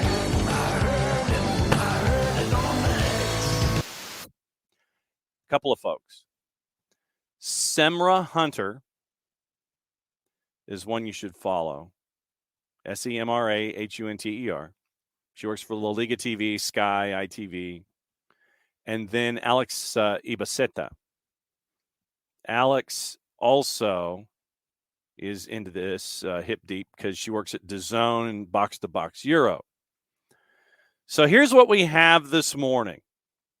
And there's a lot, and there's moving parts. So kind of bear with me here for a second. Nick, feel free, as always, to chime in and comment as we go. The mother of Spanish Football Federation Chief Luis Rubiales has locked herself inside a church and announced a hunger strike in protest at his, quote, inhumane treatment, end quote, following his unsolicited kiss on Jenny Hermoso. This is from our friends at Sky. This is their wording. Rubiales has refused to step down from his role, but has been suspended by FIFA after he kissed Hermoso after the 1-0 World Cup win over England. Widely expected to resign at a meeting on Friday, but you'll remember our Friday episode where I was in Perry, Georgia. And we talked about it where he said he was not going to resign, claiming he was the victim of a witch hunt by false feminists. The Spanish Football Federation has since called an extraordinary and urgent meeting over the situation. We'll get into those details in a minute. Rubiales' mother, Angelis Bejar, said her hunger strike would last, quote, until a solution is found to the inhumane and bloody hunt they are carrying out against my son with something he does not deserve, end quote, according to the EFE news agency. According to EFE, Bejar stayed inside the parish church of Divina Pastora in Rubiales' hometown in southern Spain, Motril, with her sister after the parish priest left. She asked Hermoso to tell the truth and, quote, stick to the version she gave at the beginning, EFE added. But the Fed were the ones who put that statement out and attached her name to it. Quote, that was sidebar number one, sorry. Quote, there is no sexual abuse since there is consent on both sides, as the images prove. The mom told EFE as she questioned, quote, why they're taking it out on him and what is behind this whole story. Quote, my son is incapable of hurting anyone.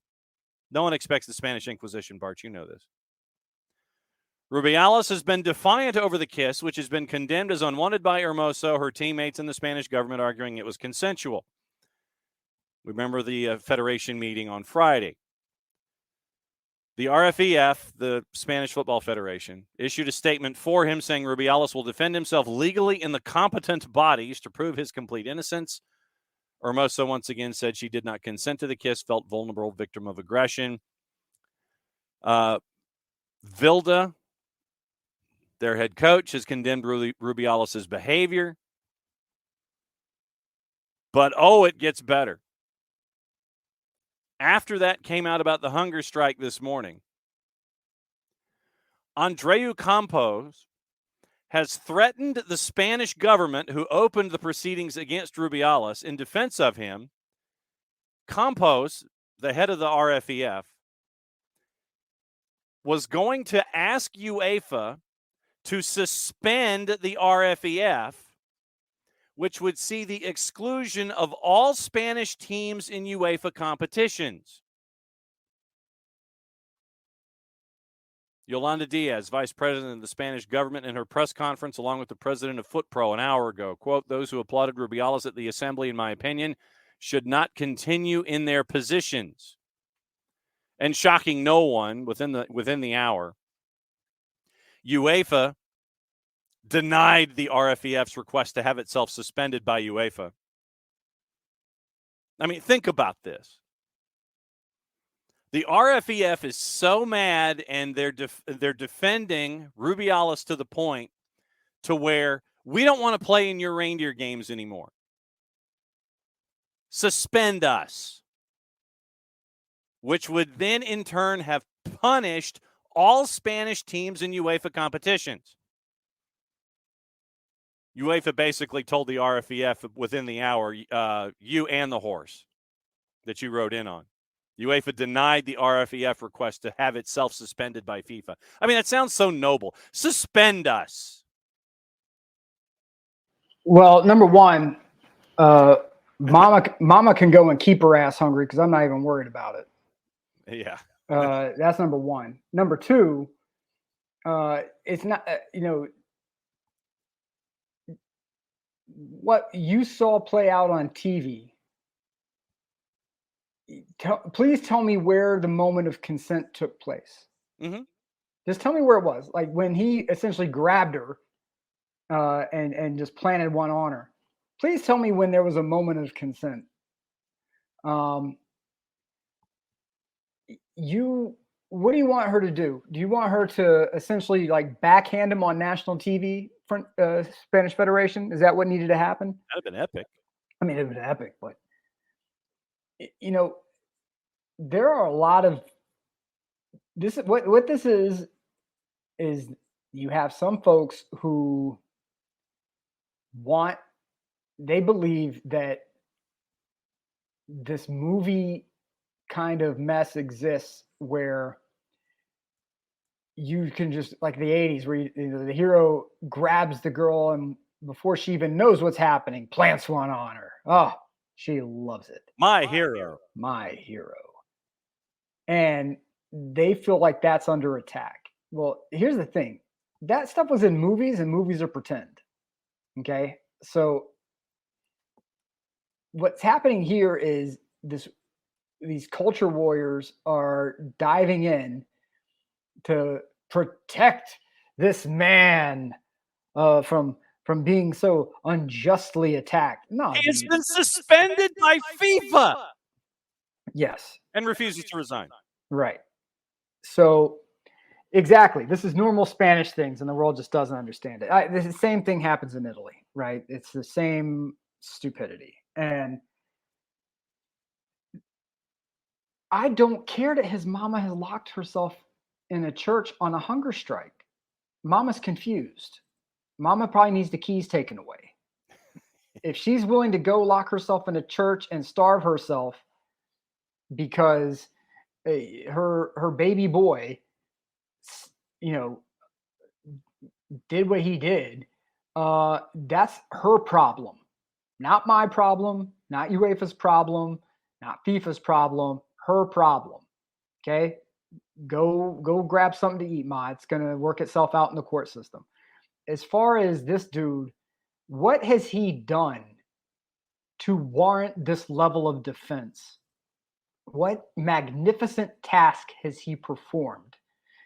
Because if you listen to the women, it sounds like their experience was kind of a nightmare. He's creep. And they won the World Cup in spite of all the idiocy that took place.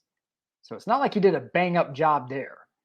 The men they don't seem like they are going to be, did the men win the Euros? Oh, no, that was Italy. My bad. Yeah. Did they win the World Cup? No, that was Argentina. No. So what has this guy done? What irreplaceable skill does this man have? Is he the one guy who knows the code to the world-ending machine to keep it from going off?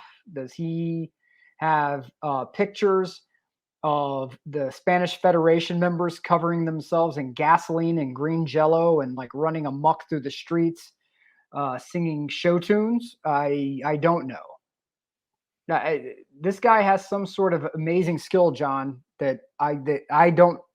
Clearly, we are so inept.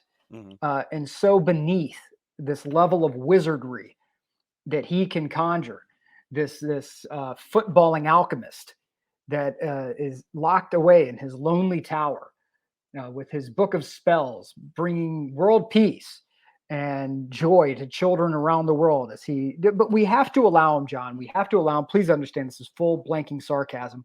We have to allow him the opportunity to sexually assault a woman in front of a worldwide audience. Okay, that's the trade-off, right? This man's genius alchemy in exchange for this horrific one thing. That's the trade-off, guys. That's why they are defending this man to the hilt. Honestly, I have no idea, because anybody can be a federation manager. You know what you have to do to be a federation manager? Get out of the way. Shield your managers from political garbage and get out of the way. And he can't even do that. And you're defending this man for what? It's not like it's some like there's nothing in dispute here. The world saw it.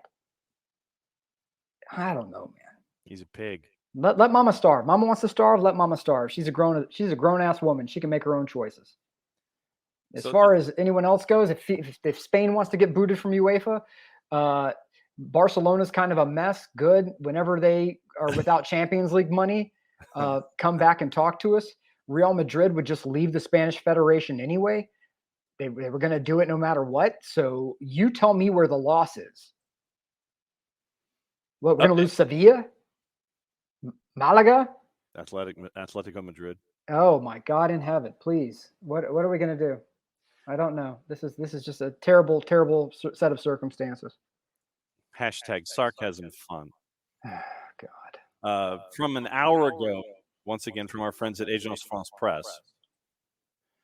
Prosecutors at Spain's top criminal court said Monday they'd opened a preliminary investigation into Rubiales' forcible kiss on the lips of Jenni Hermoso on the grounds it could constitute a crime of sexual assault. Quote, prosecutors from the National Court have opened a preliminary investigation to look into the facts which could constitute an offensive sexual assault. They would also contact Hermoso to offer her a chance to file a suit within 15 days. Let's see, is there any other? Court said it was opening the investigation in light of the unequivocal nature of her statements, saying it was necessary to determine their legal significance. Quote, given the public statements made by Jennifer Hermoso, the sexual act she was subjected to by Rubiales was not consensual, according to the court statement. Legal experts would also contact the player, quote, to offer her the option of legal action, giving her the chance to contact national court prosecutors within 15 days for information about her rights as a victim of an alleged sexual assault should she wish to file a complaint. So we got that too, Nick. God. Mm-hmm.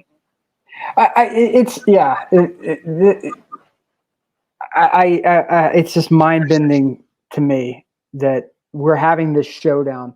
And this is really where this all could have been solved if this guy sat back for one moment and just said, you know what, guys, let's say in his mind, let's play a game of pretend. Sure. Let's pretend for a moment that this clown thought to himself, it was completely consensual. Okay. Let's just pretend for a moment he said this. He still has to look at this and be like, you know what? This has gotten way bigger than it ever needed to be. I'm just going to walk away. Ego won't okay. I'm going to walk away. I'm going to resign. Yep. So sorry. Sorry for the misunderstanding. I will go to footballing wilderness for a while, which means go work for another team for a couple of years when, at a lower level. And then when the time is right and the federation's floundering, I'll come in as the savior and resurrect it. Mm-hmm. No, he can't even do that. Instead, he's drawing a line in the sand. And, he's drawing a line in the sand painted with the color idiot.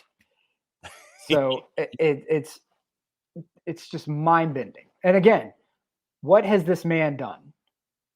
What has this man done that is so extraordinary? It requires this level of defense. Like, really, outside of existing with a thing hanging between his legs, what has he done that is so extraordinary that requires essentially, like NATO Article 3 to preserve this guy? Mm-hmm. I don't know. I don't see it. Maybe I'm just ignorant in footballing ways. I don't know, John. I'm kind of at a loss. I don't know. It just seems to me very stupid that they would go to the mattresses in this manner. I don't know.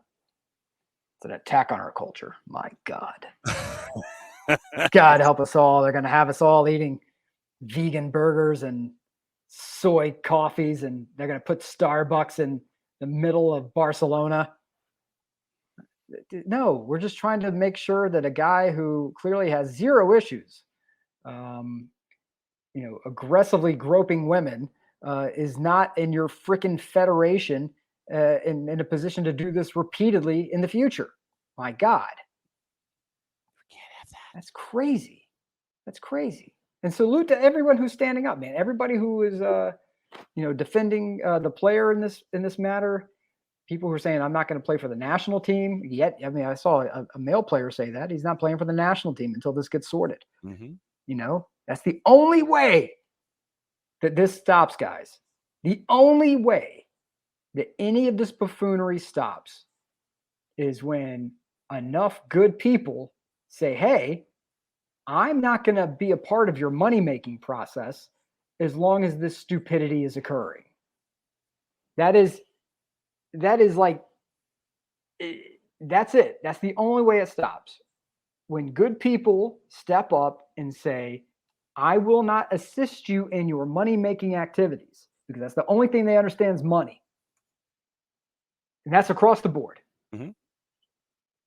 For good people to step up and say, I'm not going to be a part of it. I'm sorry. You're not getting me, tied into this mess. It's just, it is what it is. I know the whole moral thing is everything's political nowadays, and it's this moral mess and Look, I'm not saying everyone has to be spotless, clean, lily white, angels descended from above, man. We all got I got more skeletons than the freaking catacombs. But part of that is growing and acknowledging, hey, I may or may not have had a significant period of my life where I've been a complete douchebag. Maybe I need to change that. Wow, self-improvement. Good Lord, what a concept. And part of that self-improvement process is standing up when you see things going wrong. And so for the players, for the women who are standing in solidarity and say, we're not playing, for the guy who went off the limb and said, I wish to God I could remember his name, but my ADHD is terrible.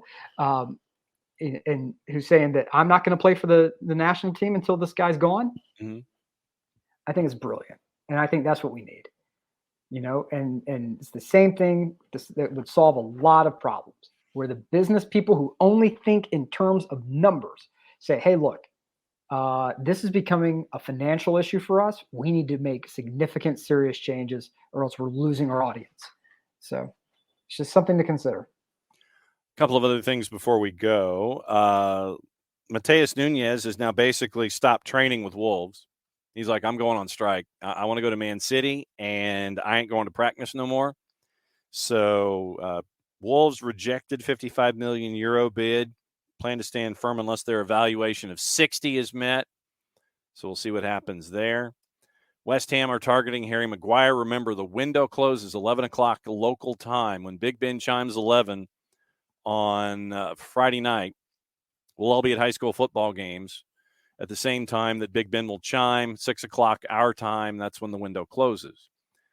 United are exploring a Mark Cucurella loan deal with Reguilon and other options. Spurs in talks with Nottingham Forest over Brendan Johnson. Remember that valuation somewhere between 40 and 50.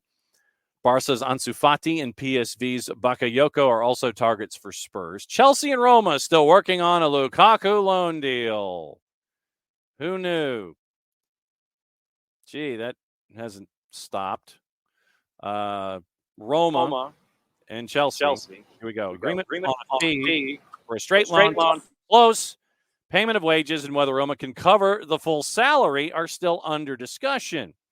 Roma hopeful of concluding a deal. There's a willingness from all parties to get it done. So, Roma, Chelsea, Lukaku, Nick.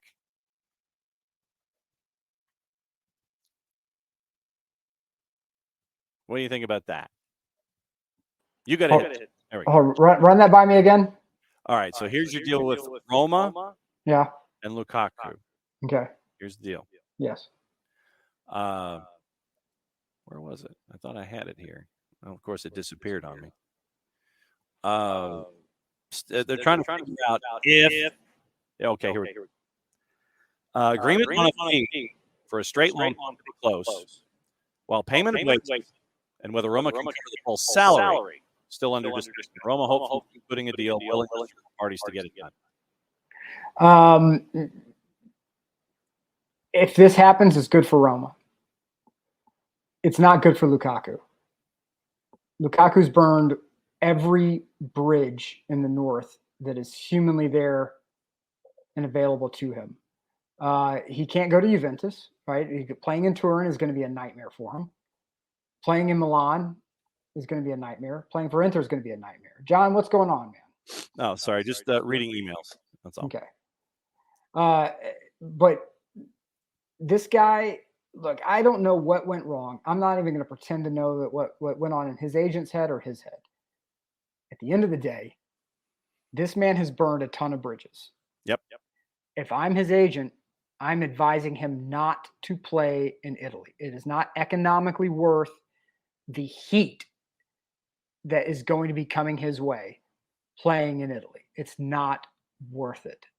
I would rather him play for a mid-table Premier League team than to go and deal, or, I mean, Jesus, come to MLS, man, and make your money. You're not going back to Europe with Belgium. That golden generation, I think, is officially dead. That team was toxic in the end anyway. You're not going to be doing significant work in Champions League.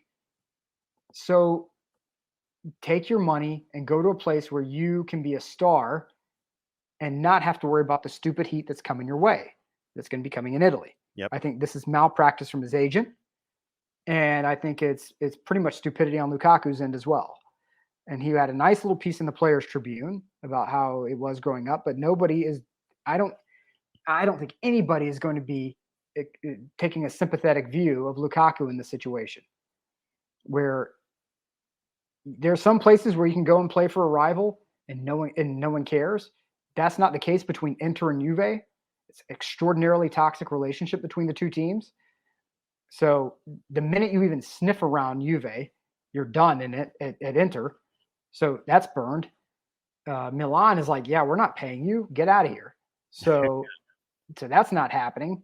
So where are you going to go? You're going to go to Roma. Okay, good. Roma's a great team. Rome is a beautiful city.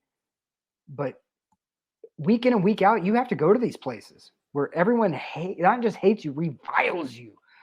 Right or wrong, it is not worth the mental stress. Just leave and go to MLS. Not on a retirement contract. You're going to have a number of years where you can ball out of control, make a ton of cash, increase your brand. Just go. But with that, John, I got to sign off.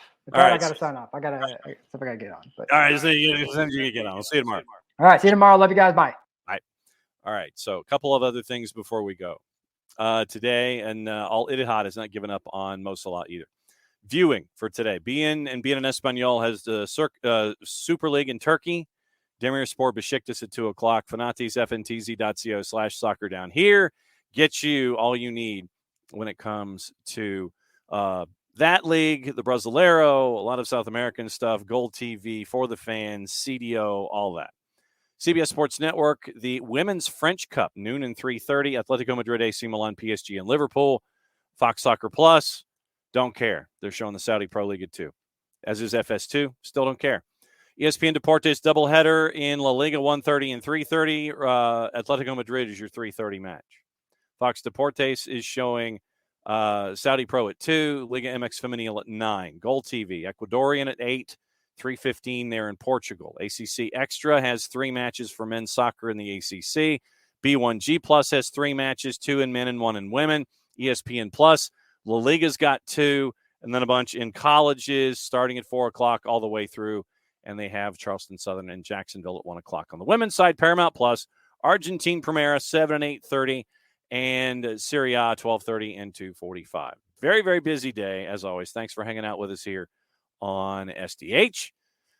We'll be back at it again tomorrow, 9:05. We'll talk stuff. That's the official term. So for all of you that got to hang out with us here on the Twitch pitch and on all of our other platforms, thanks for hanging out. We'll do it again tomorrow, 9:05. Play it safe, everybody.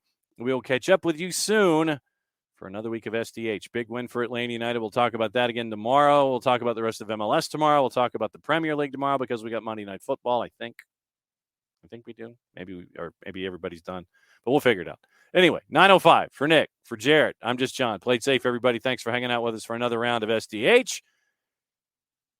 Since it's the end of the show, you know what that means. I get to do this. We'll do it again tomorrow.